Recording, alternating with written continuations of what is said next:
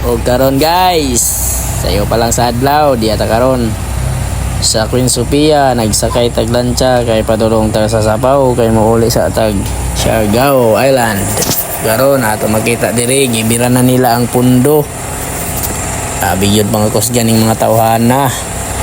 Pag diri pod sa Pikas ang 777 nagbirada pod tuwa si Upaw nagbirada og si Uncle, shout out sa inyo diha. O karon guys, iuna na ang pag-abanti ang triple.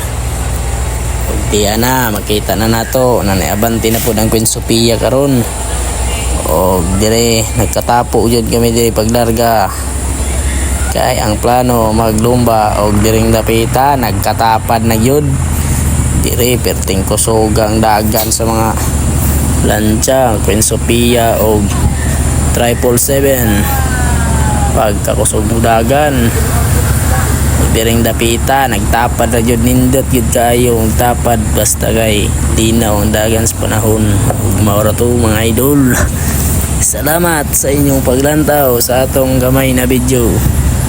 O ayaw ninyo kalimti pag like and share. Thank you.